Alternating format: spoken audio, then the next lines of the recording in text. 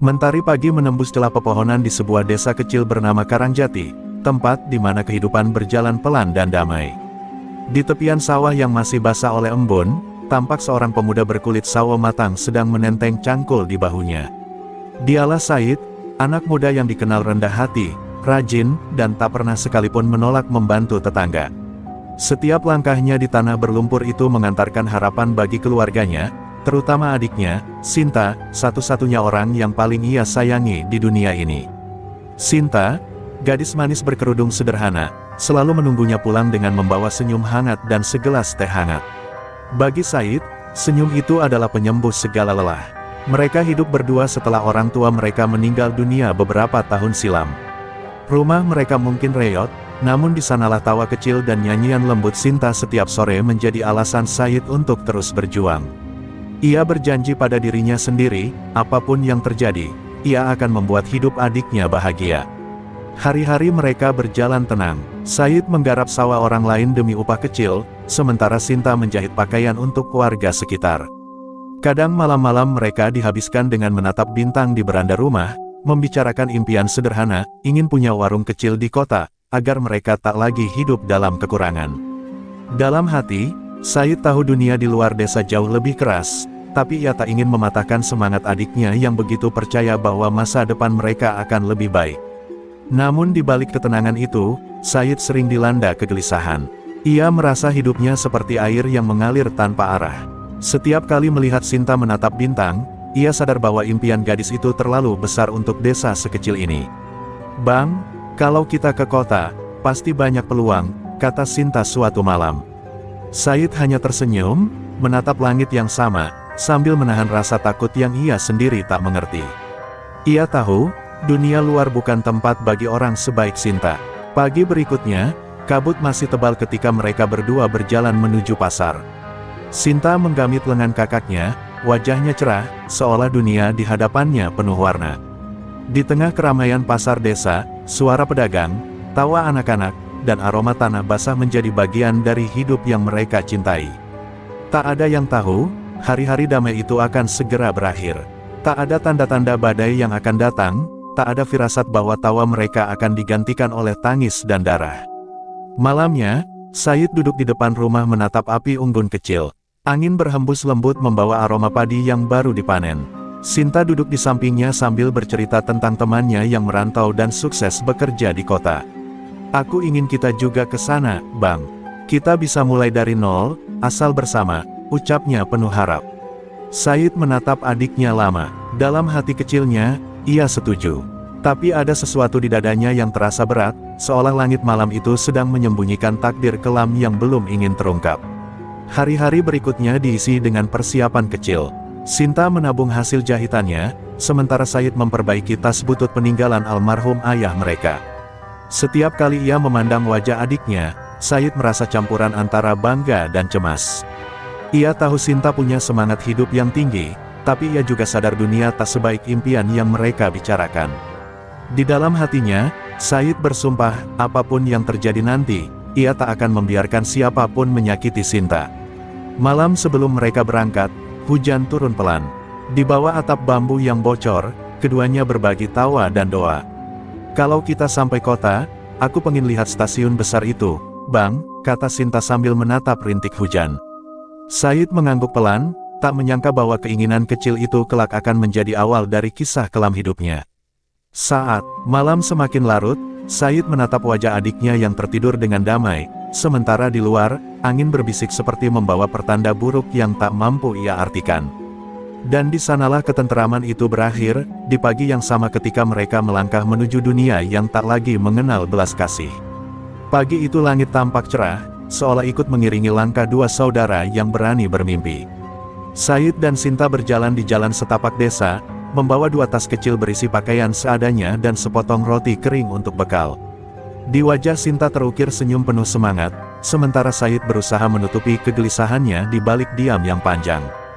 "Bang, kita pasti bisa ya?" tanya Sinta sambil menggenggam erat tangan kakaknya. Said hanya mengangguk, menatap lurus ke arah jalan besar yang menuju kota, tempat yang mereka bayangkan sebagai gerbang menuju masa depan baru. Perjalanan menuju terminal kota memakan waktu berjam-jam.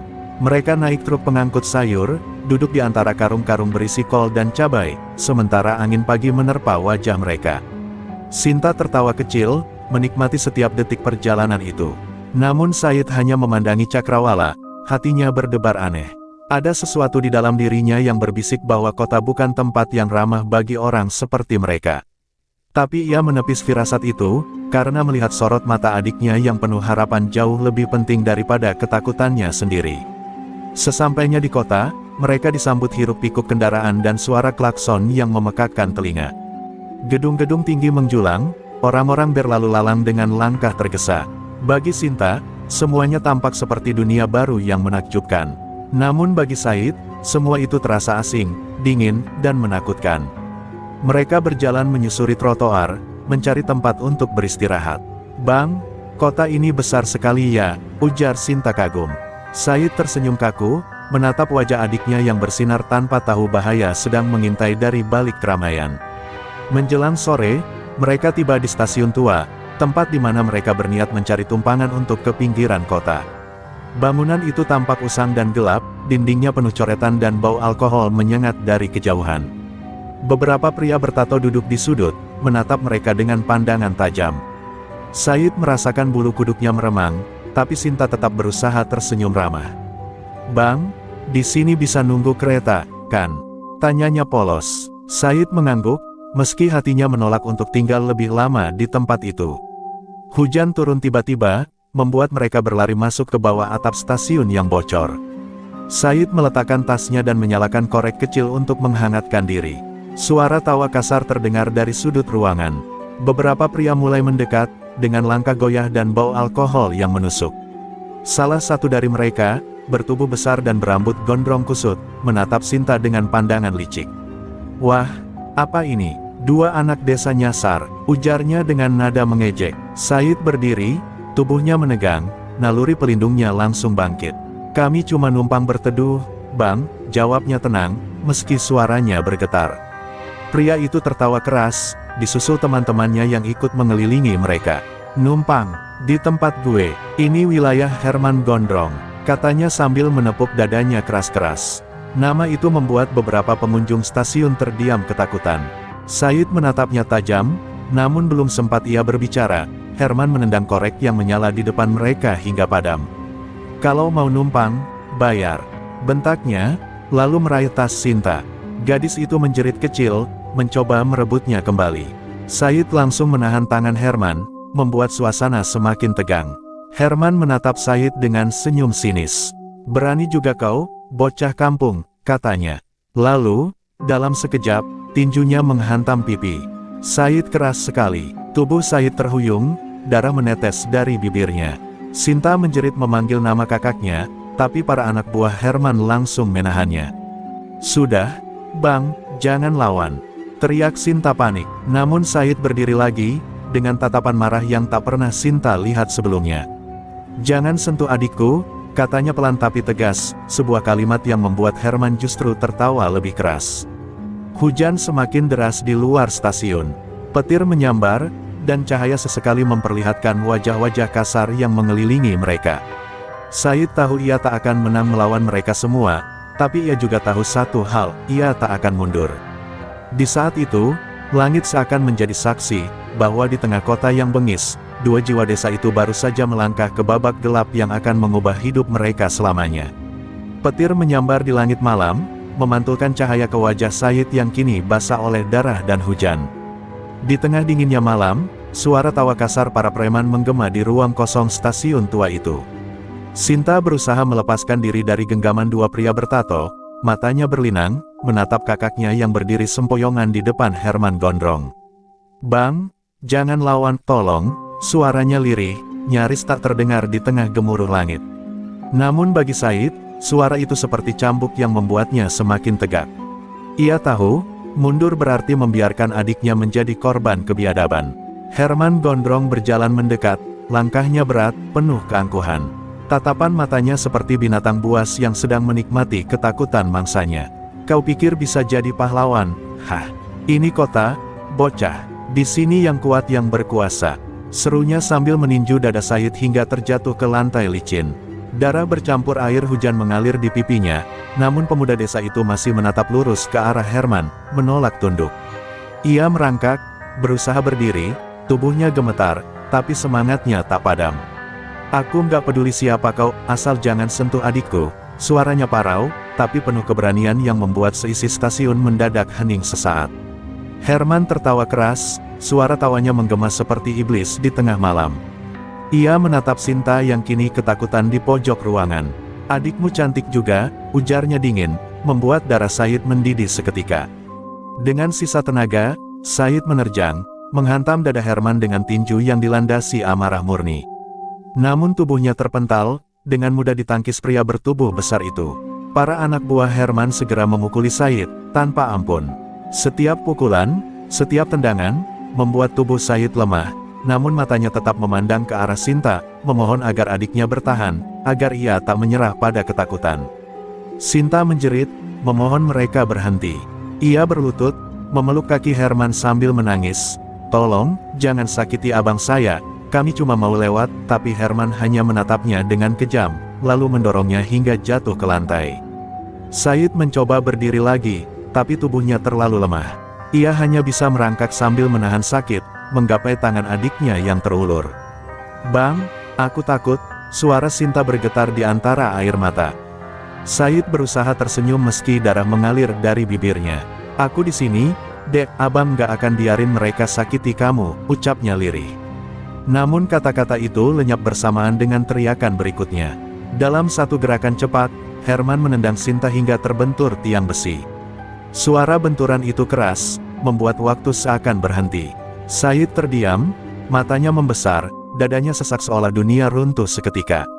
"Sinta!" jeritnya memecah malam, suaranya parau menembus gemuruh hujan.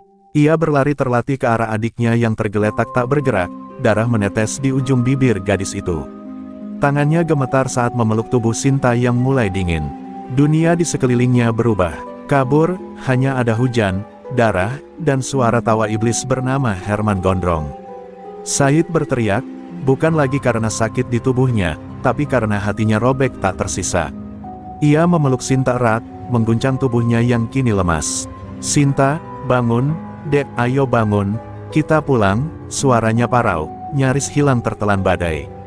Tapi tak ada jawaban. Hujan turun semakin deras, seolah langit pun ikut menangis. Herman hanya berdiri, menghela napas panjang, lalu meludah ke arah Said. "Ingat muka gue, bocah desa. Kalau kau masih hidup, anggap ini pelajaran," katanya sebelum meninggalkan tempat itu dengan tawa mengejek. Said hanya bisa memandangi punggung Herman yang menjauh, sementara tangannya menggenggam tubuh adiknya erat-erat. Dalam pelukan itu, ia merasakan hangat tubuh Sinta yang perlahan memudar. Tangisnya berubah menjadi diam yang mengerikan, sebuah diam yang menyimpan janji paling kelam dalam hidup seorang manusia. Di tengah kilat yang menyambar langit, matanya menatap kosong, tapi di balik tatapan itu, lahirlah sesuatu yang berbeda, tekad untuk membalas setiap tetes darah yang jatuh malam itu. Malam di stasiun tua itu menjadi saksi lahirnya dua hal, kematian seorang gadis polos, dan kelahiran iblis dalam jiwa seorang pemuda desa bernama Said. Di bawah guyuran hujan dan cahaya petir, ia bersumpah dalam hati, Herman Gondrong tidak akan pernah hidup tenang lagi. Malam itu seakan tak mau berakhir. Hujan masih turun deras membasahi tubuh Said yang berlutut di lantai stasiun, memeluk jasad Sinta yang sudah tak bernyawa. Tubuhnya gemetar, bukan karena dingin, tapi karena duka dan amarah yang tak terbendung. Di antara air hujan yang bercampur darah, ia menatap wajah adiknya yang pucat dan tak lagi bergerak. "Sinta, maafin abang," bisiknya pelan. Suaranya pecah, matanya merah, dan hatinya terasa hampa. Dunia yang dulu sederhana dan penuh harapan kini berubah menjadi neraka yang membakar setiap sisi jiwanya. Beberapa penumpang yang ketakutan mulai berdatangan setelah para preman pergi. Mereka hanya berbisik-bisik, tak berani menolong. Tak ada yang berani menyentuh tubuh Herman Gondrong dan anak buahnya, bahkan setelah mereka menghilang di tengah hujan. Said memandang sekeliling, mencari bantuan, namun tak satu pun tangan terulur. Ia akhirnya memanggul tubuh Sinta sendiri, berjalan terlatih keluar dari stasiun. Setiap langkahnya meninggalkan jejak darah di lantai, jejak yang kelak akan menjadi simbol awal kebangkitannya. Di dalam dadanya, dendam mulai tumbuh, perlahan tapi pasti.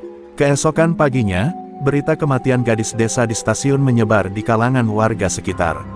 Polisi datang, tapi semuanya berakhir sia-sia. Tidak ada saksi yang berani bicara. Semua takut pada nama Herman Gondrong, sang raja preman stasiun yang dianggap tak tersentuh hukum. Said duduk di depan kamar jenazah, matanya kosong, tubuhnya lemas. Ia tidak menangis lagi, air matanya telah kering bersama harapannya. Hanya satu hal yang kini hidup di dalam dirinya, kebencian. Dendam itu membakar hatinya lebih panas dari api neraka. Setelah pemakaman Sinta, Said kembali ke rumah desa mereka dengan langkah gontai. Rumah yang dulu dipenuhi tawa kini hanya berisi keheningan dan kenangan yang menusuk. Di setiap sudut, ada jejak Sinta, baju yang ia jahit, kursi bambu tempat ia duduk, suara lembutnya yang kini tinggal gema di kepala Said. Setiap kali malam tiba, Said menatap langit dan mengingat malam di stasiun itu, suara tawa Herman Gondrong masih terngiang jelas. Ia mulai berbicara sendiri di gelap, seolah adiknya masih bisa mendengar. "Tunggu, Dek, abang janji, dia akan bayar semua ini." Hari-hari berikutnya Said hidup seperti bayangan. Ia tak makan, tak tidur, hanya menatap kosong ke arah sawah yang dulunya mereka garap bersama. Warga desa mulai khawatir, tapi tak ada yang bisa menenangkannya. Tatapan matanya sudah berubah dingin, penuh murka, dan kehilangan cahaya kehidupan. Dalam kesunyian itu, Said mulai sering mengasah sebilah pisau kecil peninggalan ayahnya. Pisau itu dulu digunakan untuk memotong tali padi, namun kini menjadi simbol sumpah. Pisau ini hanya akan berhenti saat darah Herman Gondrong menetes di ujungnya. Suatu malam, suara langkah seseorang terdengar dari luar rumahnya. Seorang lelaki tua berjubah hitam berdiri di depan pintu. Ia dikenal sebagai Ki Bardi, mantan jagoan yang dulu ditakuti di seluruh daerah tapi kini hidup menyepi di pinggiran desa. "Aku dengar kau kehilangan sesuatu yang berharga," ucapnya dengan suara berat. Said menatapnya tanpa kata. "Kalau kau ingin menuntut balas, jangan hanya dengan amarah. Kau butuh ilmu dan kesabaran." Kata-kata itu seperti menyentuh sesuatu di hati Said yang hancur. Said menunduk, tangannya mengepal. "Aku tidak mau jadi pahlawan, Ki, aku cuma mau dia merasakan apa yang aku rasakan malam itu," jawabnya lirih. Ki Bardi menatap tajam ke mata Said, lalu mengangguk pelan. "Kalau begitu, ikut aku. Dunia yang membunuh adikmu bukan dunia untuk orang lemah." Malam itu juga, Said meninggalkan rumahnya, meninggalkan semua kenangan, semua kesedihan, dan semua kebaikan yang pernah ada dalam dirinya. Ia melangkah menuju tempat latihan di pinggir hutan, tempat di mana darah, peluh, dan amarah akan menempanya menjadi sosok baru. Dan di balik malam yang sunyi, angin berbisik membawa satu nama, Said, pemuda desa yang akan berubah menjadi pemburu keadilan, lahir dari luka dan kehilangan. Bintang-bintang bersembunyi di balik awan, seolah takut menyaksikan perjalanan gelap yang baru saja dimulai. Malam itu hutan di pinggir desa sunyi, hanya terdengar suara jangkrik dan rintik hujan yang jatuh dari dedaunan. Di tengah gelap, Said berdiri dengan tubuh gemetar menahan letih. Nafasnya memburu, tangan kanannya menggenggam erat sebilah bambu runcing yang kini berlumur lumpur. Di hadapannya, Ki Bardi berdiri tegak, menatapnya dengan mata tajam seperti elang. "Kau masih terlalu lembek," ujar Ki Bardi dingin. "Dendam tak akan cukup kalau tubuhmu rapuh dan jiwamu penuh amarah buta. Kau harus bisa mengendalikan murka itu." Said menunduk, keringat dan air hujan bercampur di wajahnya. Dalam hatinya, hanya satu nama yang terus bergema, Herman Gondrong. Hari-hari latihan berjalan tanpa ampun. Setiap pagi Said dipaksa menahan beban batu di pundak sambil berlari di bukit licin. Siang hari, ia belajar bela diri dan olah pernapasan, menahan rasa sakit dari pukulan bambu Ki Bardi yang tak pernah berhenti. Setiap kali Said jatuh, bayangan wajah Sinta muncul di pikirannya, membuatnya bangkit lagi tanpa ragu. "Kau tidak berlatih untuk menjadi kuat," kata Ki Bardi suatu sore. "Kau berlatih untuk bertahan hidup, bahkan saat dunia menolakmu." Kalimat itu menancap dalam, menjadi mantra yang terus terulang di benak Said. Di malam hari, Ki Bardi sering duduk di depan api unggun, menatap murid barunya itu dalam diam. "Dendam bisa membuatmu hidup," katanya perlahan, "tapi juga bisa membunuhmu kalau kau tak tahu kapan berhenti." Said hanya terdiam, matanya menatap nyala api yang menari di depannya. "Aku sudah mati malam itu, Ki. Yang hidup sekarang cuma amarahku," jawabnya datar. Ki Bardi tersenyum pahit. Ia tahu, Pemuda di hadapannya bukan lagi anak desa biasa. Ia adalah bara yang siap membakar apapun yang menyentuhnya. Hujan kembali turun deras malam itu. Ki Bardi memanggil Said keluar ke halaman latihan. "Ini ujianmu," katanya sambil melemparkan sebilah pedang kayu. "Bertarunglah melawan aku sampai kau bisa berdiri meski dunia menghancurkanmu." Tanpa banyak bicara, Said menyerang, matanya merah, setiap tebasan penuh kemarahan. Ki Bardi menangkis dengan mudah, memukulnya jatuh berulang kali. Namun Said tak menyerah, bahkan setelah tubuhnya lebam dan darah mengalir dari pelipisnya. "Bangun!" bentak Ki Bardi, "tunjukkan bahwa luka bukan alasan untuk berhenti." Dan Said bangkit lagi, berteriak di bawah hujan, menebas udara dengan seluruh tenaganya. Jeritannya menggema di tengah malam, membelah suara hujan dan petir. Itu bukan hanya jeritan seorang murid yang kalah, tapi jeritan seorang manusia yang kehilangan segalanya, menantang dunia yang telah menghancurkannya. "Sinta!" teriaknya sambil menyerang tanpa henti, sampai akhirnya pedang kayunya patah di udara. Ia jatuh berlutut, napas tersengal, tapi matanya tak lagi lemah.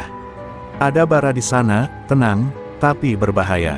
Ki Bardi menatapnya lama, lalu berkata pelan, "Sekarang kau siap memikul dendammu, tapi jangan lupa, keadilan sejati bukan soal membunuh, tapi menebus yang hilang." Sejak malam itu, Said berubah. Ia tidak lagi berbicara banyak, tidak lagi membiarkan emosinya menguasai. Ia mulai berpikir dingin, teratur, dan berlatih dengan kesabaran yang mengerikan. Tubuhnya kini keras, gerakannya cepat, dan tatapannya seperti baja. Dalam diam, Ki Bardi tahu, muridnya bukan hanya mencari pembalasan, tapi sedang menyiapkan perang. Setiap malam, Said menatap pisau peninggalan ayahnya yang kini ia bawa kemanapun. Di ujung pisau itu, ia bisa melihat pantulan wajah Herman Gondrong. Bulan berganti, dan hutan yang dulu menjadi tempatnya berlatih kini seolah ikut menatapnya dengan hormat. Di bawah sinar rembulan, Said berdiri tegak, menatap langit yang dingin. "Aku sudah siap, Dek," bisiknya pada bintang yang ia anggap sebagai mata Sinta. Hujan kembali turun pelan, membasahi wajahnya, tapi kali ini bukan air mata. Hanya tetes tenang dari langit yang seakan memberkatinya untuk perjalanan panjang menuju kota. Perjalanan yang akan mengubah pemuda desa menjadi pemburu keadilan yang ditakuti. Dan di malam sunyi itu, Ki Bardi berdiri di belakangnya, menatap muridnya yang kini telah menjadi prajurit dalam senyap. "Pergilah, Said," katanya pelan. "Saat kau bertemu iblis itu lagi, jangan biarkan amarahmu memimpin, biarkan luka yang bicara." Said menunduk hormat, lalu melangkah ke dalam gelap. Di balik kilat yang menyambar langit, suara langkahnya perlahan menghilang, meninggalkan hutan, meninggalkan masa lalu, menuju kota yang dulu merenggut segalanya darinya. 3 bulan telah berlalu sejak malam terakhir di hutan latihan Ki Bardi. Kini, Said berjalan di atas jalan berbatu menuju kota, dengan langkah mantap dan tatapan tajam. Di pundaknya, tas lusuh berisi sedikit bekal dan sebilah pisau pendek yang selalu ia genggam erat, pisau peninggalan ayahnya, saksi sumpah yang ia buat di atas makam Sinta. Setiap langkah yang ia ambil bukan sekadar perjalanan, tapi sebuah doa yang diucapkan dengan darah dan air mata.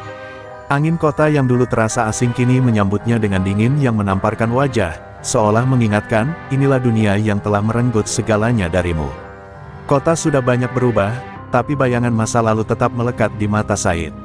Setiap lorong, setiap suara, setiap wajah asing yang menatapnya, semua terasa membawa aroma masa lalu yang pahit.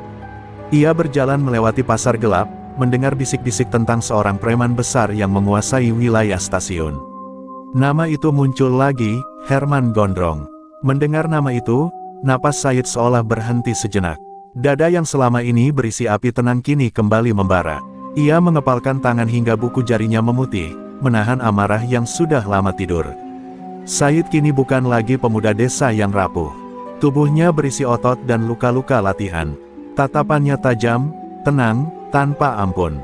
Ia mulai bergaul di tempat-tempat gelap, warung remang, lapak judi, dan pelabuhan kumuh tempat para preman berkumpul. Dengan dingin, ia memancing informasi sedikit demi sedikit.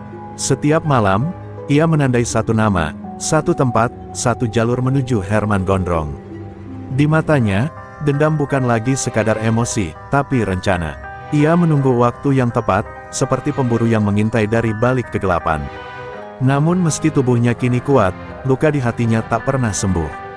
Setiap kali ia menatap wajah anak-anak kecil di jalan, ia melihat bayangan Sinta di sana, tersenyum, lalu hilang dalam cahaya hujan malam. Kadang, Said terbangun di tengah malam, keringat dingin membasahi tubuhnya, teringat suara adiknya yang memanggil di detik terakhir hidupnya. "Bang, aku takut," suara itu menggema di kepalanya seperti jeritan yang tak pernah padam. Di saat seperti itu, Said menatap pisau di tangannya dan berbisik lirih, "Aku masih di sini, Dek. Abang belum berhenti berjuang." Suatu sore, Said duduk di bangku tua dekat stasiun. Matanya menatap langit yang merah kejinggaan, tempat di mana dulu ia kehilangan segalanya. Ia melihat preman-preman muda berlalu lalang, tertawa, memalak penumpang. Dunia memang tak berubah, hanya wajah pelakunya yang berganti. Hatinya mengeras. Ia tahu, membasmi satu orang saja tak cukup untuk menghapus luka dalam dirinya. Tapi ia juga tahu, segalanya harus dimulai dari satu titik. Dan titik itu adalah Herman Gondrong. Malamnya, Said mengikuti sekelompok preman kecil ke gang belakang stasiun. Ia menyelinap di antara bayangan, menunggu waktu yang tepat. Ketika salah satu dari mereka keluar sendirian, Said mendekat tanpa suara. Dalam sekejap, tangannya menekan mulut orang itu dan membenamkan pisau ke sisi rusuknya. Darah mengalir deras, tubuh preman itu terjatuh. Said menatapnya dingin. "Satu dari kalian sudah jatuh. Katakan pada rajamu, aku datang," bisiknya, lalu menghilang di balik kabut malam. Nama Said mulai bergaung di lorong-lorong kota, bayangan pemburu preman. Hari-hari berikutnya menjadi mimpi buruk bagi dunia bawah kota. Dalam diam, Said memburu satu persatu anak buah Herman Gondrong. Mereka ditemukan babak belur, sebagian tak bernyawa, dengan luka sayatan di tangan, tanda khas dari pisau yang sama. Rumor pun merebak, ada seseorang dari desa yang mencari darah. Herman Gondrong, sang raja preman stasiun, mulai gelisah. Ia tahu, masa lalunya sedang menuntut balas. Tapi ia belum tahu siapa musuhnya, belum sadar bahwa pemuda yang dulu ia hina kini telah menjadi badai yang datang untuk menenggelamkannya. Dan di tengah malam yang dingin, Said berdiri di bawah jembatan stasiun, menatap rel yang basah oleh hujan.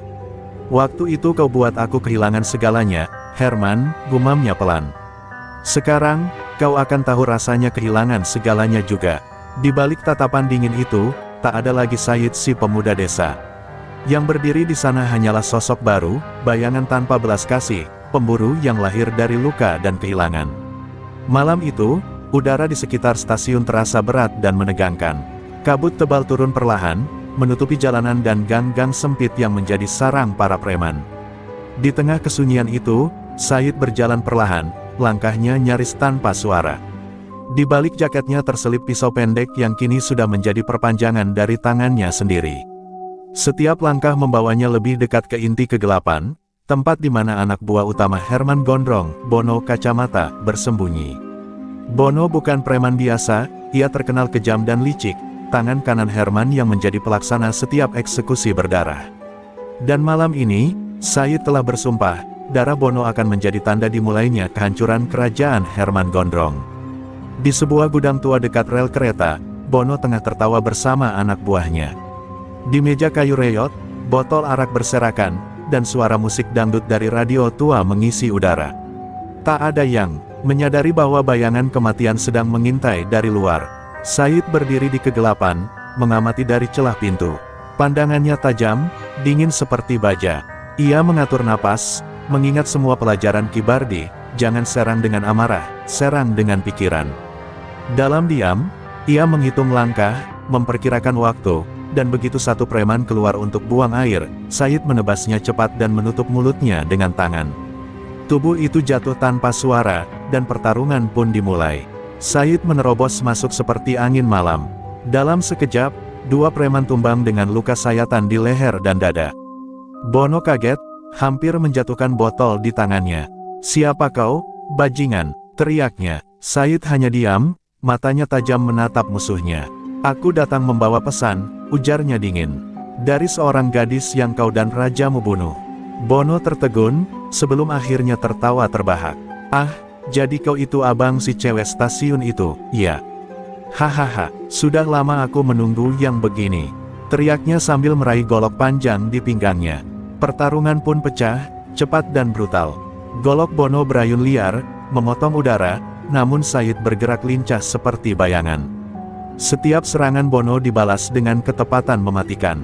Pisau Said menari, menyayat kulit dan daging, meninggalkan jejak darah di lantai. Dentuman logam melawan logam menggema di gudang, disertai erangan kesakitan.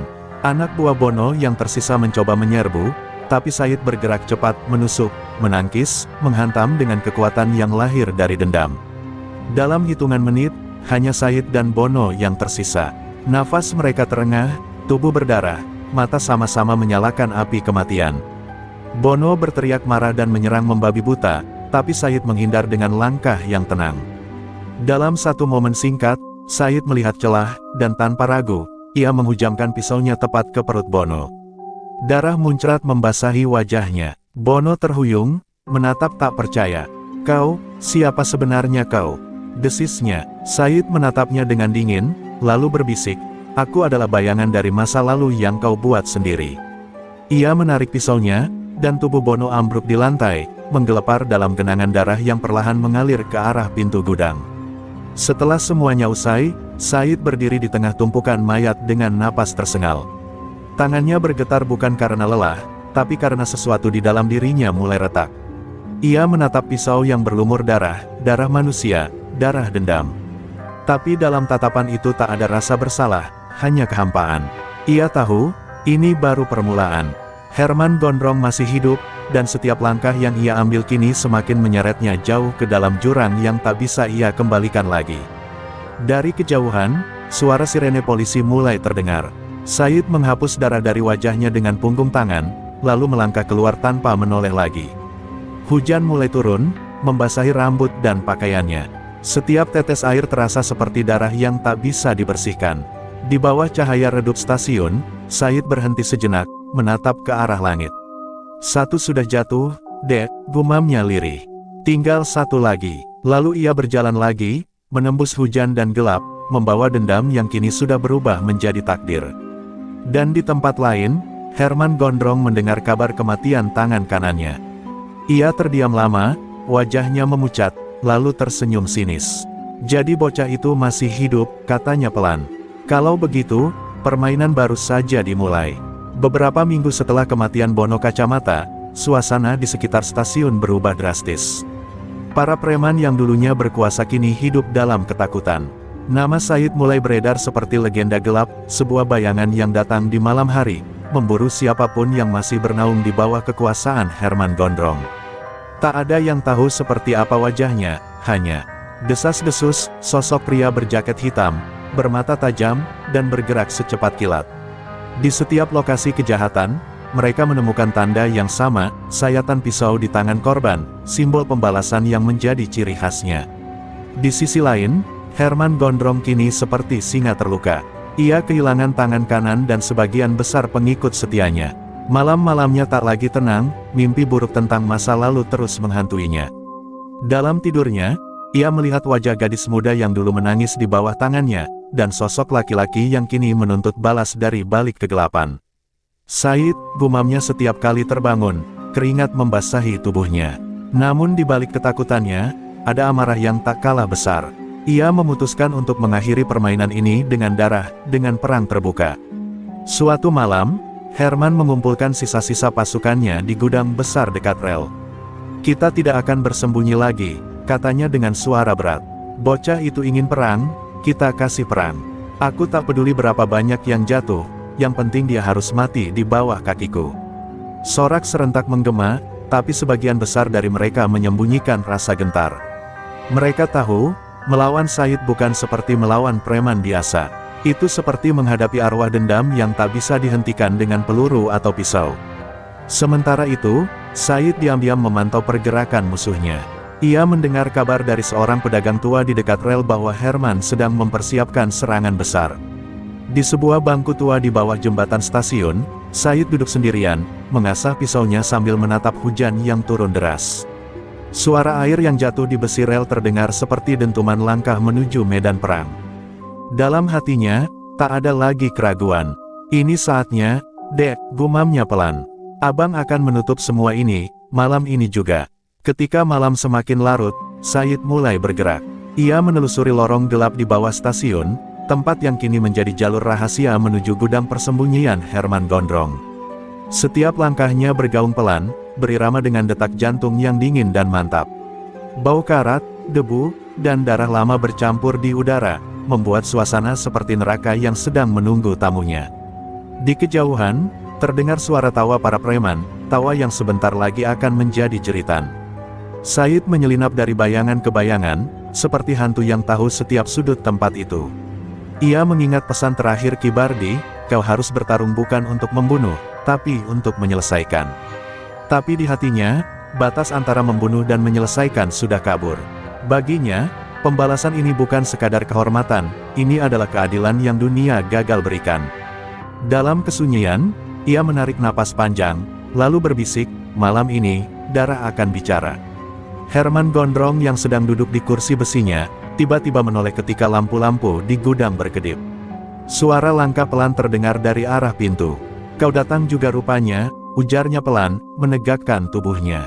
Bayangan Said muncul di balik kabut tipis, matanya tajam seperti bilah pisau. Tak ada kata sapaan, tak ada basa-basi. Hanya tatapan dua manusia yang dipertemukan oleh dendam dan kehilangan. Kau bunuh adikku, kata Said lirih. Sekarang aku akan ambil apa yang paling berharga darimu, hidupmu. Dan malam itu, di bawah cahaya redup lampu stasiun, dua dunia bertabrakan. Bayangan masa lalu dan murka masa kini berpadu dalam pertarungan yang akan mengubah segalanya. Di luar, hujan turun deras, seakan langit pun ikut menangis, karena tahu, di bawah sana, dua jiwa yang pernah manusia kini saling menghancurkan untuk membayar dosa masa lalu yang tak pernah bisa ditebus. Hujan turun semakin deras malam itu, mengguyur atap gudang tua di bawah rel stasiun. Cahaya lampu temaram bergetar tertiup angin, menambah kesan muram pada tempat yang kini menjadi arena pembalasan dendam. Di tengah ruangan, dua sosok berdiri berhadapan, Said, pemuda desa yang kehilangan segalanya, dan Herman Gondrong, raja preman yang selama ini menebar ketakutan di seluruh wilayah stasiun. Tak ada kata lagi yang perlu diucapkan. Keduanya tahu, malam ini hanya satu dari mereka yang akan berjalan keluar dari tempat itu. Jadi kau yang sudah membunuh orang-orangku? Tanya Herman dengan nada datar, namun matanya menyala penuh amarah. Said hanya diam, tubuhnya basah oleh hujan yang menetes dari atap bocor. Mereka pantas mendapatkannya, jawabnya pelan. Kau juga, Herman tertawa kecil, tawa yang menyeringai di antara deru hujan. Aku suka keberanianmu, bocah desa. Tapi kau pikir kau bisa menyentuhku? Aku sudah hidup dari darah dan kekerasan sejak sebelum kau bisa pegang pisau. Kata-kata itu seperti racun, tapi Said tetap tenang. Ia menggenggam pisaunya lebih erat, matanya tak berkedip menatap musuh yang telah merenggut adiknya. Pertarungan pun dimulai tanpa aba-aba. Herman menyerang lebih dulu, menghantam keras dengan batang besi yang ia ambil dari sisi gudang. Said menghindar cepat, lalu membalas dengan tusukan kilat. Suara logam beradu dengan pisau membuat udara bergetar. Dentuman kaki, hembusan napas, dan suara hujan berpadu menjadi simfoni kematian. Herman kuat, tapi Said lincah dan penuh fokus. Setiap gerakan Said adalah hasil latihan keras di bawah bimbingan Kibardi, ketenangan yang lahir dari luka, kekuatan yang lahir dari duka. Beberapa kali Herman berhasil memukul Said hingga terlempar ke tumpukan peti kayu. Darah menetes dari bibirnya, tapi ia tak berhenti. Dalam pikirannya hanya ada satu bayangan, wajah Sinta, adiknya yang tersenyum di antara air hujan sebelum ajal menjemputnya. Untukmu, Dek, gumamnya pelan, sebelum kembali bangkit. Ia menyerang lagi, kali ini lebih cepat, lebih ganas. Pisau di tangannya menari di udara, memantulkan cahaya lampu yang bergetar. Herman mulai kewalahan, namun amarahnya menolak untuk kalah. Herman mengerang, menangkis tusukan Said dengan keras, lalu menghantamnya dengan siku. Said terhuyung, tapi segera membalas dengan tendangan ke lutut lawannya. Suara retakan terdengar, membuat Herman berteriak marah. Ia mendorong Said hingga terjatuh ke lantai basah, lalu menindihnya, mencoba mencekik. Said berjuang, pandangannya mulai kabur. Tapi dalam detik itu, ia teringat pesan Kibardi, jika kau ingin hidup, jangan takut pada rasa sakit. Gunakan rasa sakit itu. Dengan sisa tenaga, Said menancapkan pisaunya ke sisi perut Herman. Darah langsung menyembur, membuat cengkeraman Herman terlepas. Keduanya terjatuh. Napas terengah, darah mengalir di lantai bercampur air hujan. Said bangkit perlahan, tubuhnya gemetar, tapi matanya tetap tajam. Herman mencoba berdiri, menatap pemuda itu dengan mata penuh kebencian. "Kau pikir, kau bisa hapus dosa dunia dengan membunuhku?" katanya terengah. Said menatapnya dingin. "Aku tak peduli soal dunia, aku hanya mau kau merasakan yang aku rasakan." Ia berjalan mendekat, pisaunya siap. Tapi sebelum ia sempat bertindak, Herman tertawa lagi, tawa gila penuh kebencian. "Kau sudah jadi seperti aku sekarang, Said. Pembunuh, hati kau sudah busuk seperti darahku." Said berhenti, pisau di tangannya bergetar. Kata-kata itu menghantam hatinya lebih kuat dari pukulan manapun. Untuk sesaat, wajah Sinta terlintas di benaknya, senyum lembut adiknya yang dulu selalu memintanya agar tidak jadi orang jahat. Air mata bercampur hujan menetes dari wajahnya. Tapi sebelum keraguan sempat mengambil alih, Herman menyerang lagi, dengan teriakan penuh murka. Said berbalik cepat, menangkis, dan dalam satu gerakan refleks, ia menancapkan pisau tepat ke dada Herman. Herman terhuyung, menatap Said dengan mata yang perlahan, kehilangan cahaya. "Kau sudah menang," katanya pelan, sebelum jatuh tersungkur di lantai yang basah oleh darahnya sendiri. Suasana hening seketika, hanya suara hujan yang tersisa, menimpa tubuh dua manusia yang hancur oleh dendam. Said berdiri di tengah genangan darah itu, menatap tubuh musuhnya tanpa ekspresi. Ia seharusnya merasa lega, tapi yang datang justru kehampaan. Dunia tidak berubah, langit tidak lebih cerah. Hanya dirinya yang kini semakin tenggelam dalam bayangan yang ia ciptakan sendiri. Dan malam itu, di bawah rel stasiun yang menjadi saksi bisu, legenda baru lahir. Bukan legenda tentang pahlawan, tapi tentang Said, pemuda desa yang membunuh Raja Preman dengan darah dan air mata. Dunia bawah tanah bergetar mendengar namanya, tapi di dalam dirinya, hanya kesunyian yang tersisa, kesunyian yang akan menghantui sepanjang hidupnya. Pagi menjelang, langit masih kelabu seolah enggan menyingkap sisa gelap malam berdarah itu. Di bawah rel stasiun yang kini sepi, Said berdiri membisu di hadapan jasad Herman Gondrong. Hujan telah reda, tapi aroma besi dari darah masih terasa tajam di udara. Tubuh Said penuh luka, sayatan di lengan, lebam di wajah, dan luka tusuk di sisi perutnya. Namun rasa sakit fisik itu tak seberapa dibandingkan beban yang kini menghantam jiwanya. Ia telah menuntaskan dendamnya, tapi kenapa dadanya terasa kosong? Kenapa suaranya bergetar saat berbisik lirih, "Sinta, abang sudah balas." Ia berjalan perlahan meninggalkan lokasi, langkahnya berat seperti menapaki masa lalu yang tak mau pergi. Di sepanjang jalan, kenangan mulai menyerang satu persatu, tawa Sinta di sawah, suara ibunya memanggil dari dapur, dan malam di mana dunia mereka hancur. Semua itu kini hanya bayangan, terhapus oleh darah dan kebencian. Said sadar, kemenangan ini bukan akhir dari penderitaannya.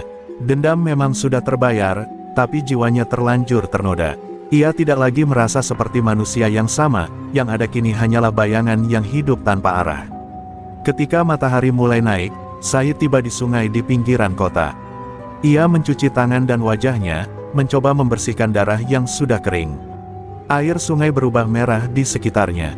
Ia menatap pantulan wajahnya di permukaan air, wajah yang dulu lembut kini keras, dingin, dan asing. "Apa ini harga dari keadilan?" tanyanya pelan pada dirinya sendiri. Tapi hanya suara air yang menjawab, membawa serpihan dedaunan yang hanyut, seolah menggambarkan masa lalunya yang tak mungkin kembali. Di desa, kabar kematian Herman Gondrong menyebar cepat. Banyak yang bersyukur, tapi banyak juga yang ketakutan. Siapa sebenarnya yang sanggup menumbangkan Raja Preman itu? Nama Said mulai dibicarakan dalam bisik-bisik penuh rasa hormat dan takut. Sementara itu, Said berjalan tanpa tujuan, menelusuri jalan setapak kembali menuju desanya. Setiap langkah mendekatkan dia ke rumah yang dulu hangat, tapi kini terasa asing seperti reruntuhan masa lalu. Sesampainya di rumah, semuanya masih sama seperti dulu, tapi sunyi. Ia duduk di depan rumah kayu itu, menatap ayunan bambu tempat Sinta biasa duduk sambil menyanyi. Angin sore berhembus pelan, menggerakkan tali ayunan yang berdecit lembut, seperti suara arwah masa lalu yang memanggil namanya. Said menunduk, air matanya menetes tanpa suara. Untuk pertama kalinya setelah sekian lama, ia menangis, bukan karena marah, tapi karena menyadari bahwa tak ada yang bisa mengembalikan kedamaian yang hilang. Malamnya, Said bermimpi. Ia melihat Sinta berdiri di tengah sawah, tersenyum lembut, mengenakan baju putih yang bersinar di bawah cahaya bulan. "Abang sudah berjuang cukup," katanya lembut. "Sekarang berhentilah berdarah." Tapi Said tak bisa mendekat. Setiap langkahnya membuat jarak semakin jauh, hingga akhirnya sosok itu lenyap dalam kabut. Ia terbangun. Dengan napas terengah, keringat membasahi wajahnya. Mimpi itu terasa nyata, seperti pesan terakhir dari seseorang yang sudah lama pergi. Keesokan harinya, Said pergi ke makam Sinta. Ia duduk di tanah basah, menatap batu nisan sederhana itu lama sekali. "Aku sudah menepati janji, Dek. Tapi kenapa hati ini tetap sakit?"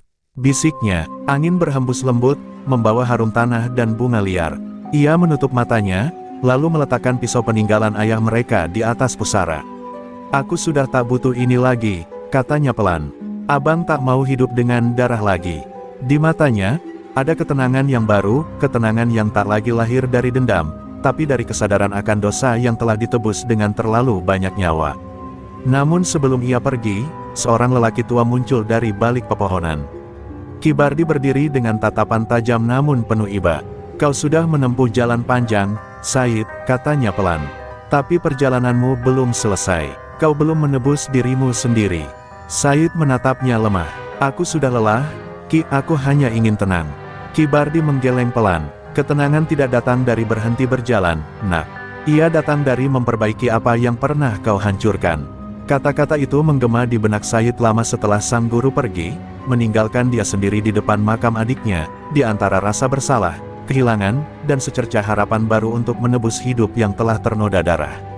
Fajar baru menembus kabut tipis di lereng perbukitan, ketika Said melangkah meninggalkan makam Sinta dengan hati yang berat namun sedikit lebih tenang. Langkahnya pelan, tapi matanya memancarkan sesuatu yang baru, sebuah tekad untuk menebus, bukan lagi membalas.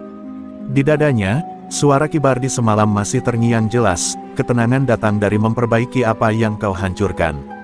Kata-kata itu seperti suluh kecil yang menuntun dia keluar dari kegelapan dendam yang selama ini membutakan. Namun jalan penebusan bukan jalan mudah, setiap langkah terasa seperti melangkah di atas bara masa lalu. Said kembali ke gubuknya yang sepi, membersihkan luka-luka di tubuhnya, lalu memandangi pisau yang dulu menjadi teman setia di setiap pertarungan. Ia ingat betapa banyak darah yang tertumpah karena benda itu, darah musuh, darah teman, bahkan darah tak bersalah. Ia menghela napas panjang, lalu dengan tangan gemetar, menanam pisau itu di bawah pohon mangga di depan rumah. "Disinilah semua harus berakhir," bisiknya. Tapi jauh di dalam hatinya, ia tahu, dosa tidak bisa dikubur begitu saja. Dosa harus ditebus, dengan perbuatan, dengan hati, dan dengan waktu. Hari-hari berikutnya, Said mulai berbaur kembali dengan warga desa. Awalnya, orang-orang memandangnya dengan takut, bahkan beberapa anak kecil menangis ketika melihatnya. Tapi Said tidak marah. Ia justru menunduk dan mencoba membantu dengan apa yang bisa ia lakukan, memperbaiki pagar rumah, mengangkat karung padi, atau sekadar menjaga sawah milik janda tua yang dulu suaminya mati karena perang antar preman. Ia diam-diam memperbaiki hal-hal kecil, dan sedikit demi sedikit, pandangan orang mulai berubah. Ia bukan lagi Said si pembantai, tapi Said si pekerja sepi yang selalu siap menolong. Namun tak semua orang bisa menerima perubahan itu. Sebagian bekas anak buah Herman Gondrong masih menyimpan dendam. Suatu sore, ketika Said pulang dari ladang, 3 orang menghadangnya di jalan setapak. "Jadi begini cara lo hidup sekarang, ya? Main jadi orang suci?" Salah satu dari mereka mengejek sambil menghunus golok. Said menatap mereka lama, lalu berkata tenang, "Kalau kalian mau menebus dendam, silakan. Aku gak akan lawan." Tapi mereka menyerang juga. Said mengelak seperlunya, menahan serangan tanpa membalas. Hanya satu pukulan ia berikan, cukup untuk menjatuhkan tanpa melukai parah. "Aku udah selesai dengan darah," ucapnya lirih. Dan kali ini, kata-kata itu sungguh-sungguh. Malamnya, luka-luka di tubuhnya kembali terasa perih. Tapi di balik rasa sakit itu, ada sesuatu yang hangat, perasaan bahwa ia telah melangkah di jalan yang benar. Ia menatap langit, melihat bintang-bintang yang dulu terasa jauh kini seolah lebih dekat. Dalam keheningan, ia berbicara kepada arwah Sinta, "Abang lagi belajar jadi manusia lagi, Dek. Tapi entah bisa atau tidak." Angin malam menjawab dengan lembut, menggoyangkan dedaunan seolah memberi restu. Beberapa minggu berlalu, Said semakin dekat dengan Kibardi. Lelaki tua itu mengajarinya ilmu yang berbeda dari ajian atau kekuatan pukulan, ilmu tentang kesabaran, pengendalian diri, dan pengampunan. Musuh terbesarmu bukan manusia lain, kata Kibardi sambil menatap jauh ke hutan, melainkan bayangan dalam dirimu sendiri. Said terdiam lama. Ia sadar, selama ini yang ia lawan bukan hanya para preman, tapi juga dirinya sendiri, ego, amarah, dan kesedihan yang tak pernah sembuh. Suatu malam, ia kembali bermimpi. Sinta muncul lagi, kali ini tidak jauh darinya. Ia tersenyum, dan di belakangnya tampak ladang padi yang tumbuh subur. Abang sudah di jalan yang benar, katanya lembut. Tapi jangan berhenti, dunia masih butuh kebaikan dari orang sekuat abang. Ketika Said mencoba menyentuhnya, Sinta menghilang, meninggalkan aroma melati yang menenangkan. Saat terbangun, Said menangis, tapi bukan karena sedih, melainkan karena merasa dimaafkan. Pagi itu, untuk pertama kalinya setelah sekian lama, Said tersenyum. Ia tahu penebusan ini belum selesai. Tapi kini, setiap langkahnya bukan lagi langkah balas dendam, melainkan langkah menuju makna hidup yang baru. Ia menatap matahari terbit di ufuk timur dan berbisik pelan, mulai hari ini, aku bukan pemburu bayangan. Aku pelindung cahaya. Disinilah perjalanan baru Said dimulai, perjalanan seorang mantan pembantai, menuju kehidupan yang benar-benar manusiawi. Sudah berbulan-bulan berlalu sejak Said menanam pisau di bawah pohon mangga. Desa mulai hidup damai kembali, dan sosok Said kini dikenal sebagai pelindung yang tak pernah meminta balas jasa. Tapi di balik ketenangan itu, badai baru mulai berputar di kejauhan. Dari arah kota, kabar menyebar tentang seorang pengganti Herman Gondrong, seorang preman muda bernama Riko Serut, murid lama Herman yang dikenal bengis dan kejam. Ia bersumpah akan membalaskan kematian gurunya dan mengambil alih kembali wilayah stasiun. Namanya mulai membuat orang-orang di desa kembali gelisah, terutama mereka yang tahu siapa Said sebenarnya. Suatu sore, saat Said sedang membantu memperbaiki bendungan kecil bersama warga, seorang anak kecil datang tergopoh-gopoh membawa kabar buruk. Kak Said, orang-orang kota datang. Mereka nyari kakak. Nafas bocah itu tersengal, matanya ketakutan. Said hanya diam, menatap ke arah langit yang mulai memerah. Akhirnya datang juga, ya, gumamnya pelan. Ia tahu, kedamaian yang ia bangun dengan susah payah akan segera diguncang. Tapi kali ini, ia tak lagi ingin menumpahkan darah. Ia bertekad menyelesaikan semuanya dengan cara yang berbeda. Malamnya, Said berjalan seorang diri menuju tepi rel stasiun, tempat di mana semua tragedi dulu bermula. Suasana sunyi, hanya suara jangkrik dan gemerincing besi yang bergesekan tertiup angin. Di sanalah ia melihat sosok Riko Serut berdiri, tubuhnya tegap, rambutnya dikuncir, dan tatapan matanya penuh benci. Jadi ini si Said legendaris, katanya sinis. Kau pikir dengan membunuh guruku, kau bisa hidup tenang? Dunia ini belum selesai denganmu. Said menatapnya datar. Aku tidak mencari perang, Riko. Tapi kalau kau datang untuk menghancurkan kedamaian, aku akan hadapi kau. Riko tertawa keras, suara tawanya memantul di dinding beton stasiun yang lembab. Kau pikir, aku takut dengan bekas pembantai tua yang sudah kehilangan taringnya? Ujarnya sambil menghunus pisau bergagang merah. Aku akan buktikan kalau darah Herman Gondrong masih hidup di tubuhku. Dalam sekejap, Riko menyerang. Gerakannya cepat dan brutal. Said mengelak, menahan, tapi tak membalas. Pertarungan sengit terjadi di bawah cahaya redup lampu stasiun, dua bayangan beradu seperti dua roh yang belum selesai dengan masa lalu. Said berhasil menangkis setiap serangan, tapi tubuhnya beberapa kali terkena sayatan. Darah menetes di lantai besi, namun matanya tetap tenang. Kemarahanmu buta, Riko. Aku tahu rasanya kehilangan guru, kehilangan orang yang kau anggap segalanya. Tapi balas dendam hanya akan membuatmu jadi bayangan dari dia, ucap Said sambil menahan napas berat. Riko justru makin marah, menyerang tanpa henti. Dalam satu gerakan cepat, Said memegang tangan Riko, menekuknya, dan menjatuhkannya ke tanah. Pisau Riko terpental jauh, sementara Said menatapnya dengan tatapan iba, bukan benci. Bunuh aku, kalau kau laki-laki sejati, teriak Riko penuh amarah. Tapi Said hanya menggeleng pelan. Aku sudah terlalu banyak membunuh. Aku tak mau lagi menambah dosa. Ia berbalik, meninggalkan Riko yang tergeletak di tanah, menangis dalam kekalahan yang memalukan. Tapi Said tahu, itu belum berakhir. Dendam yang tidak diselesaikan dengan hati akan selalu kembali dalam bentuk lain. Keesokan harinya, kabar pertarungan itu menyebar cepat.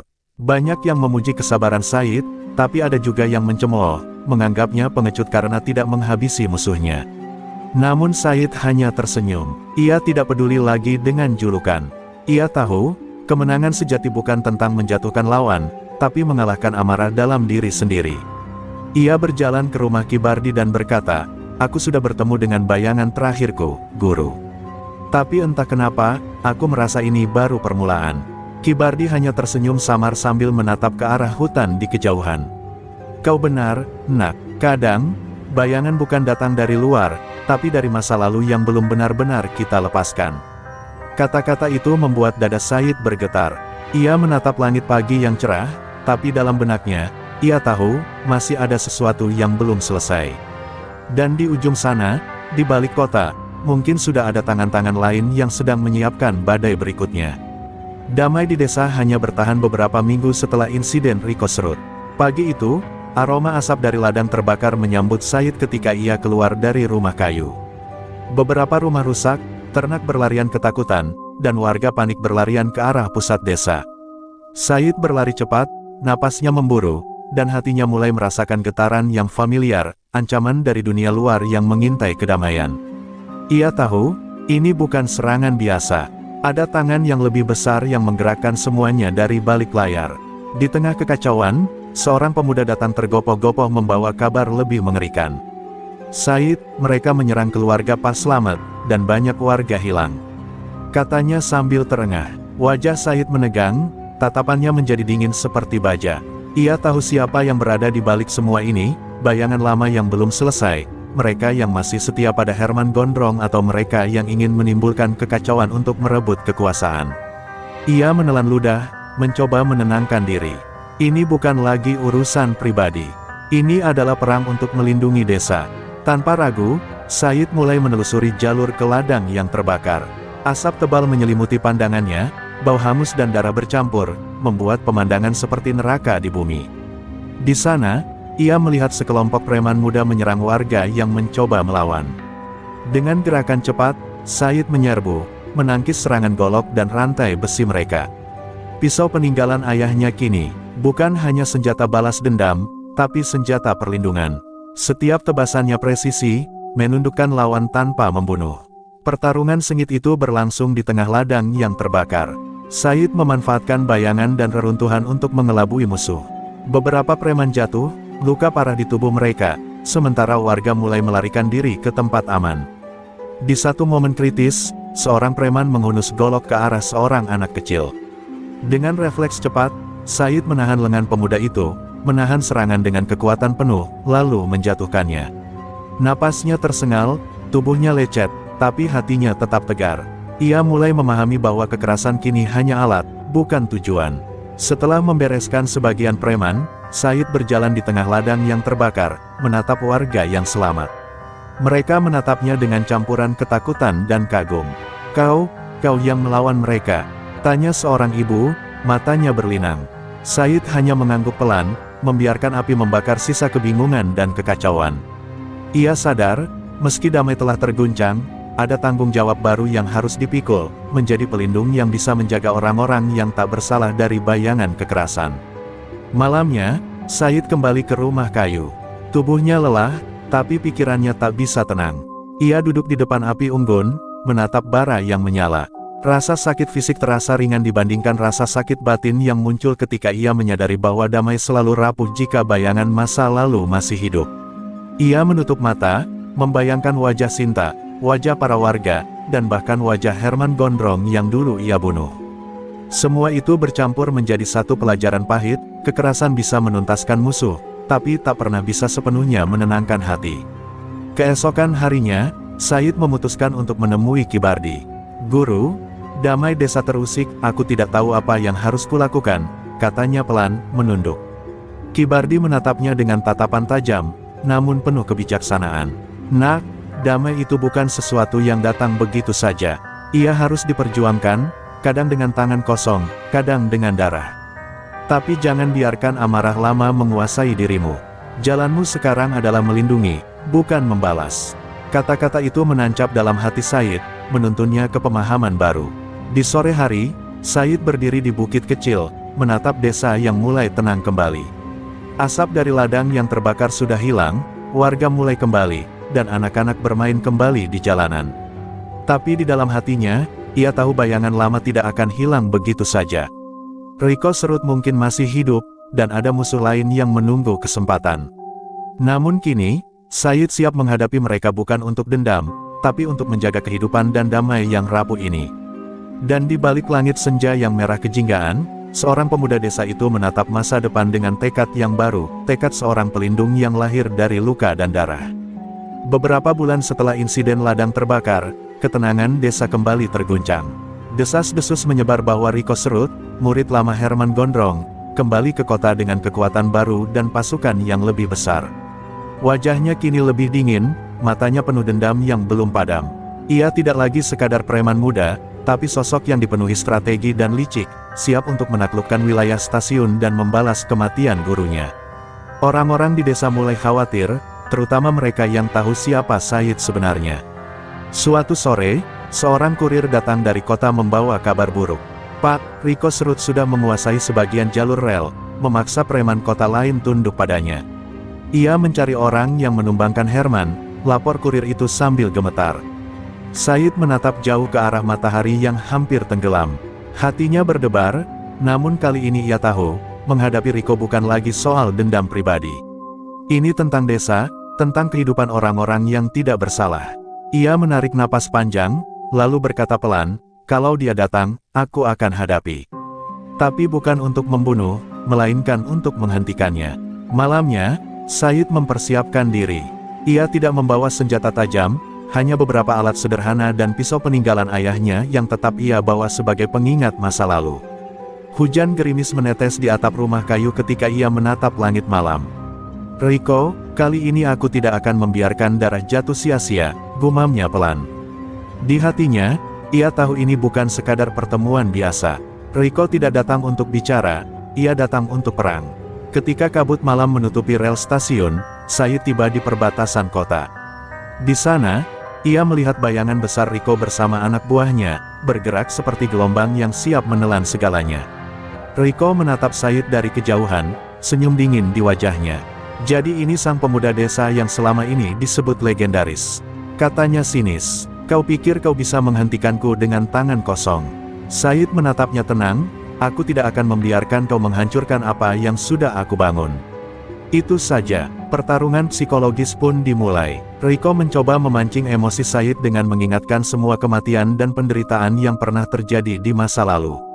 "Lihat dirimu, Said, kau sama seperti aku, terperangkap dalam dendam dan darah," teriaknya. Tapi Said menahan diri, menutup mata sejenak, lalu menghela napas panjang. "Aku memang pernah kehilangan segalanya, tapi aku belajar sesuatu, kekerasan bukan jawaban. Aku tidak akan jatuh lagi ke lubang yang sama," jawabnya. Rico mengejek, lalu memerintahkan pasukannya menyerang. Said mengelak, menahan dan menangkis serangan tanpa membunuh siapapun. Ia bergerak cepat, memanfaatkan bayangan dan reruntuhan kota tua untuk memisahkan musuh dari Rico. Gerakan Said lincah, presisi, dan tenang, membuat pasukan Rico kebingungan. Beberapa anak buah Rico terluka ringan, tapi Said sengaja menahan diri agar pertarungan tetap terkendali. Tujuannya bukan membalas dendam, melainkan melindungi desa tanpa menciptakan korban baru. Di tengah kekacauan itu, Rico akhirnya menyerang langsung Said. Kedua sosok itu bertarung dengan kekuatan penuh. Rico menebas dengan golok panjang, Said menangkis dengan pisau pendek dan refleks cepat. Hujan deras menetes di wajah mereka, bercampur dengan debu dan darah dari pertarungan kecil anak buah Rico. Kedua pemuda itu saling bertatap, mata mereka berbicara lebih keras daripada kata-kata. Ini bukan sekadar duel fisik, tapi pertarungan prinsip. Pertarungan malam itu berakhir ketika Said berhasil menahan Rico di lantai dengan tangan dan kaki yang kokoh. "Aku tidak akan membiarkan kau merusak desa ini," katanya dingin. Rico terengah, menatap Said dengan kebencian yang masih membara. Namun untuk pertama kalinya, Said tidak membunuh musuhnya. Ia membiarkan Rico pergi, meski tahu suatu saat murid Herman itu akan kembali. "Aku akan menunggu kau belajar satu hal, Rico," gumam Said sambil berdiri, menatap langit yang mulai cerah di ufuk timur, sebuah janji bahwa damai ini layak diperjuangkan meski bayangan masa lalu terus mengintai. Beberapa hari setelah insiden dengan Riko Serut, desa mulai berangsur tenang. Namun ketenangan itu menipu. Di balik rumah-rumah kayu dan jalan setapak yang kini bersih dari kekacauan, bayangan masa lalu terus mengintai Said. Hatinya dipenuhi pertanyaan yang tak pernah mudah dijawab, apakah damai bisa benar-benar bertahan tanpa kekuatan, atau apakah ia harus kembali menjadi pedang yang menusuk untuk menjaga orang-orang yang dicintainya. Malam itu, ia duduk di tepi sungai, menatap air yang mengalir perlahan, merenungkan pilihan-pilihan yang menghantui jiwanya. Pisau peninggalan ayahnya tergeletak di sampingnya, mengingatkan pada semua pertarungan yang pernah ia jalani. Setiap sayatan, setiap tetes darah, kini terasa seperti bayangan yang menghantui. Ia menyadari satu hal, kekuatan tanpa hati bisa membunuh siapa saja, termasuk dirinya sendiri.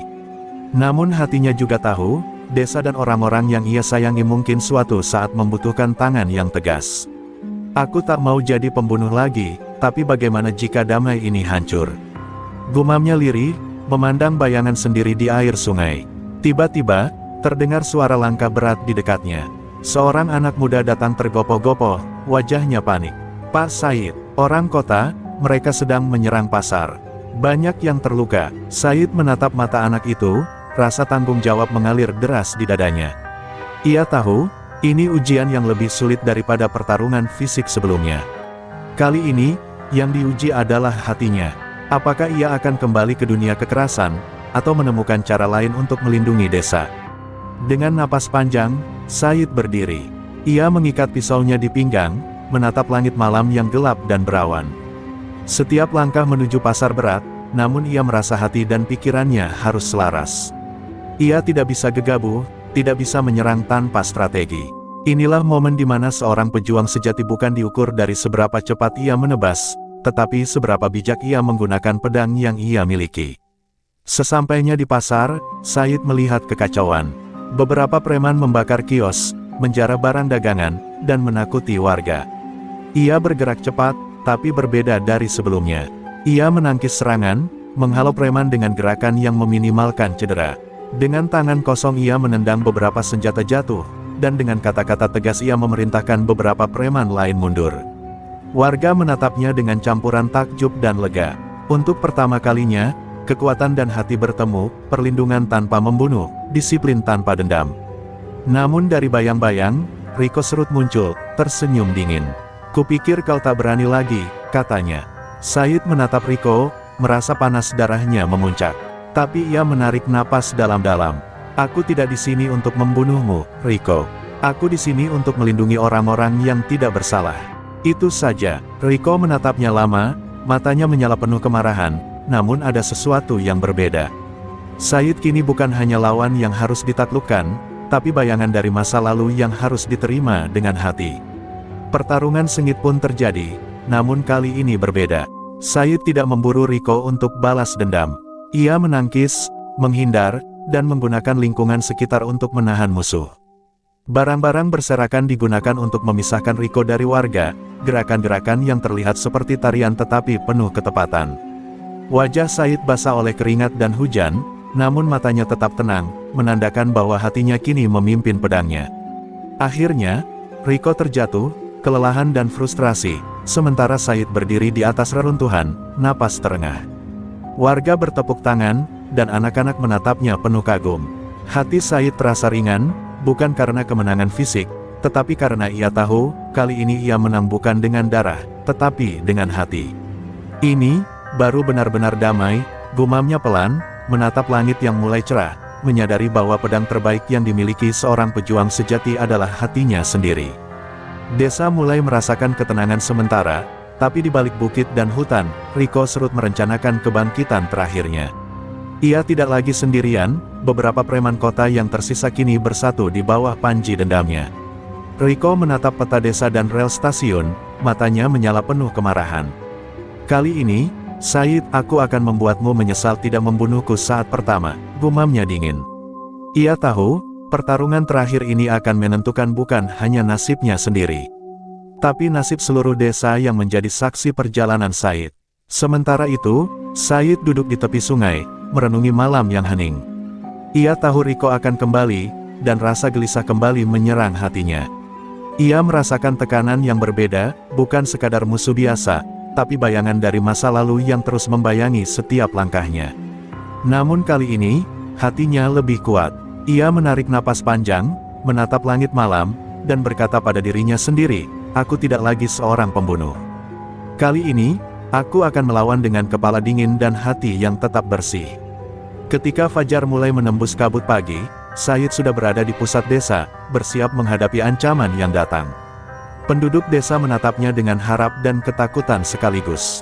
Mereka tahu ini mungkin menjadi duel terakhir, pertarungan yang akan menentukan keselamatan mereka. Said menatap anak-anak yang bermain di jalan setapak, melihat wajah-wajah yang mengingatkannya pada Sinta, dan hatinya semakin mantap. "Aku harus menyelesaikan ini, bukan untuk dendam, tapi untuk mereka," gumamnya pelan. Riko muncul dari hutan, sosoknya tegap, langkahnya pasti, dan mata penuh kebencian. "Akhirnya kita bertemu lagi, Said," katanya. Said menatapnya dingin, namun tanpa rasa amarah. "Ini bukan tentang kita, Riko. Ini tentang desa dan orang-orang yang tak bersalah. Kalau kau menyerang mereka, aku tidak akan menahan diri lagi." Riko tertawa dingin, "Kau bilang tidak akan membunuh, tapi kali ini, aku yang akan menentukan." Pertarungan dimulai di jembatan tua di atas rel. Hujan rintik menetes dari langit, membuat kayu dan besi licin. Riko menyerang dengan ganas, goloknya berkilat di bawah cahaya pagi. Said menangkis dan mengelak, gerakannya lincah tapi penuh pengendalian. Setiap kali Riko menebas, Said menahan dengan keseimbangan hati dan tubuh. Ini bukan lagi pertarungan untuk dendam, tapi pertarungan untuk melindungi, untuk membuktikan bahwa kekuatan tanpa hati tidak akan menang. Di tengah duel, Said menggunakan kecerdikannya. Ia memanfaatkan reruntuhan jembatan, membuat Riko terhalang beberapa kali. Riko frustrasi, matanya memerah, dan serangannya semakin liar. Said menatapnya, lalu berkata tegas, "Kalau kau tidak berhenti, kau hanya akan menghancurkan dirimu sendiri." Riko marah, menyerang habis-habisan, tapi kali ini Said memimpin duel dengan strategi dan kesabaran, bukan kekuatan semata. Saat momen kritis tiba, Riko kehilangan keseimbangan di atas kayu licin. Said menahan napas, menatap musuhnya jatuh, pisau Riko tergelincir jauh dari tangan. Dalam detik itu, Said berdiri di dekatnya, tanpa menyerang. "Ini akhir, Riko. Jika kau memilih jalan ini, kau hanya akan kalah oleh dirimu sendiri," ucap Said dengan suara tegas tapi damai. Riko terengah, menatap Said, kebencian dan kekalahan bercampur di wajahnya. Akhirnya, Riko menyerah, jatuh terduduk di lantai jembatan, tubuhnya lemah dan mata penuh penyesalan. Said menunduk, matanya basah oleh hujan dan rasa lega. Ia tahu ini bukan kemenangan darah, tapi kemenangan hati. Desa kini selamat, bayangan masa lalu yang menghantui mereka akhirnya terkubur. Said berdiri di atas jembatan, menatap langit cerah yang mulai menyingkap cahaya matahari. Dalam hatinya, ia tahu bahwa perang telah selesai, dan kini damai sejati bisa lahir, bukan dari pedang, tapi dari hati yang tegar dan bijak. Desa kini benar-benar tenang. Matahari pagi menyinari rumah-rumah kayu dan sawah hijau yang luas, membawa kehidupan baru bagi semua penduduk. Said berjalan di antara jalan setapak desa, melihat anak-anak bermain, pedagang menata dagangan, dan warga tersenyum tanpa rasa takut. Semua itu adalah hasil dari perjuangan panjangnya, perjuangan yang penuh darah, air mata, dan kehilangan. Namun kini, di wajahnya terlihat ketenangan yang belum pernah ia rasakan. Sebelumnya, ia duduk di tepi sungai, menatap air yang mengalir jernih. Bayangan masa lalu tetap ada, tapi tidak lagi menguasai hatinya. Pisau peninggalan ayahnya masih berada di pinggangnya, namun kini lebih sebagai simbol perlindungan, bukan alat pembunuh. Ia memikirkan Sinta, adik tercintanya, yang menjadi alasan semua pertarungan itu terjadi. Senyum Sinta seakan menenangkan jiwanya, memberi kekuatan bahwa semua penderitaan dan pengorbanan telah menemukan makna. Warga desa mulai mendekat. Mereka membawa makanan, senyum, dan rasa hormat yang tulus.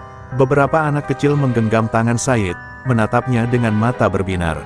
Ia menunduk, tersenyum, dan membiarkan diri diterima kembali sebagai bagian dari kehidupan mereka. Untuk pertama kalinya setelah bertahun-tahun, ia merasa bahwa menjadi pelindung bukan sekadar soal kekuatan, tapi tentang keberanian hati untuk melindungi tanpa membalas dendam. Siang hari, Said pergi ke bukit kecil tempat ia dulu merenungi masa lalunya.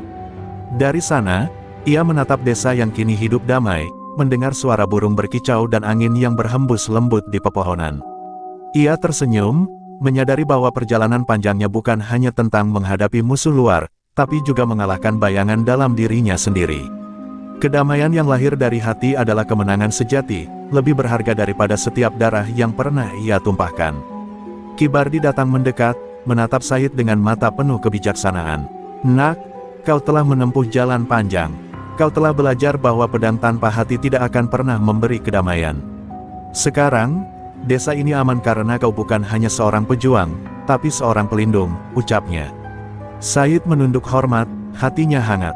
Ia menyadari bahwa semua pelajaran, luka, dan air mata telah membentuknya menjadi manusia yang utuh, bukan hanya pemuda desa atau pembunuh yang pernah dihantui dendam.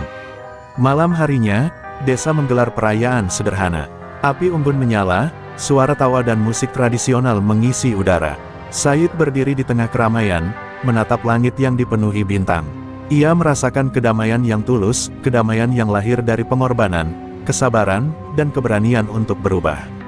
Semua warga, dari anak-anak hingga orang tua, merasakan aura ketenangan yang dipancarkan Said, menghargai sosok yang telah menanggung semua luka demi keselamatan mereka.